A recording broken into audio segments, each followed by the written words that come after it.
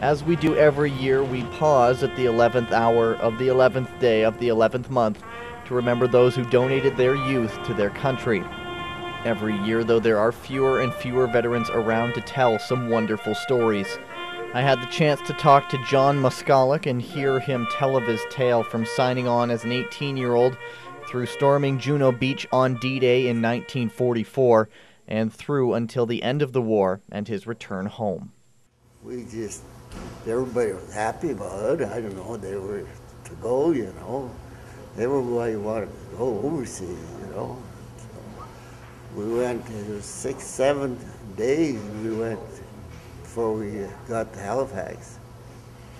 And from Halifax we went to Liverpool and took a train from Liverpool at midnight down to London. Then I stayed in, we put us in barracks there, close to London, just outskirts. And we stayed there for a year or two, I think it was. Then he took us out in the country, and that was it. We were getting ready, I guess, for the landing in D-Day. What was your experience in well, the the UK experience in there, a lot of bombing going on there, along there. So we went out in the country. From there, we stayed out in the country, tents, and once in a while we'd come back to our barracks. That's, you know. Then we went overseas from Brighton. We were in and off the boat there training, and there was a lot of bombs flying around, you know, the airplane, you know. We could see the searchlights and, coming each way, you know, trying to find these German airplanes, you know. It was quite a sight, you know. D-Day is something that always will stick out to him. But there was lots of noise, and there were bombs, and there were searchlights, and airplanes falling, and guys getting out of the water and trying to move the wire, you know, and you know, it just up here. You try to carry a rifle up here. You have 40 pounds in the back. You got to the wall. There was a wall there. They had a wall. I would say about someplace it was 15, 20 feet high. Then there were stairs. They had stairs like the wall was like this. They had stairs like this, sometimes like this, and they had bunkers in them. And then on further, there was more bunkers, and this is sand dunes. You know, the water would come up to the wall, and then it would recede on tide. See, but it was hard to get up there, you know. Well, I went, I seen there was this village that shows you in the picture here.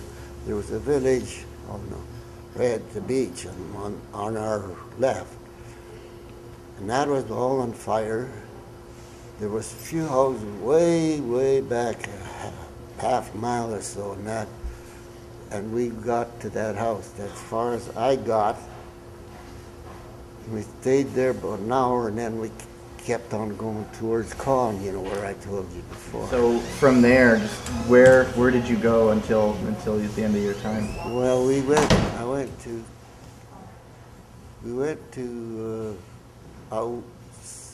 about 7 miles to my unit, and with my unit, and then we went, that was Con.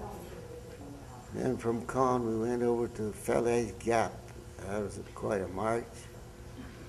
And then we went to not too far from Paris, because we were circled Paris, you know, Germans in Paris. And from there across the Rhine, went to Antwerp, Antwerp to Belgium, that's in Belgium, and then Holland. Then the coast islands in Holland, we went by landing crafts, you know, from each island to get the Germans out of there. Then I went across Amsterdam, and then from Amsterdam to Germany, into Germany. That was the part there that was bad because that was their lines, the last defense. The Germans, they had their fortified line there. They used to call it the Siegfried Line. You probably read about it if you read past. And they had pillars and they had bunkers, and it's the same thing they had on D-Day too. They had bunkers and pillars. They had these cross pillars on landing in the water, you know. And so as you're moving through Europe, Belgium, Yeah. Amsterdam, the Netherlands, what was it like seeing these people who were under German domination, but you helped free them? What was the gratitude Well, like? when we went through Caen, that was quite a thing. We had quite a battle there, tank battle, and fortified it before we got into the city, like, or the town, the city, I guess. The Germans there, they wouldn't leave, you know. They got bombed out and everything else. And we went by people, they give us flowers and grapes and God knows what. And they were sure glad we were there, you know. Same thing, it was on further, you know, into Paris or France, you know. Where were you when Germany surrendered, when you heard that, and what was that like? Well, we came to this little village. We captured this village, and the hires up told us that there was 6,000 Germans in there in the village. See, it was village in the city.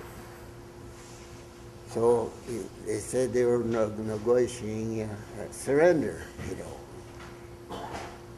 So we were standing there, you know, and we sat there by the barn, a big tree, and a big house, and a big lawn or whatever it is, you know.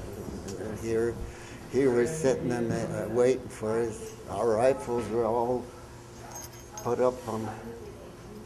We knew right away, you know, that there's a surrender, you know. So that's what it was. They surrendered, everybody home, and they brought some beer and they brought some food, and that was it. And coming home, how was that? Then my time come up, and I had my passport and all that ready for me, and I was going home. I went on a Queen Mary from Portsmouth, from Queen Mary, Portsmouth to New York. New York, we took a train to Toronto. From Toronto, I came up here. Thank That's you so much. my story. That's a wonderful story. Thank you. Thanks.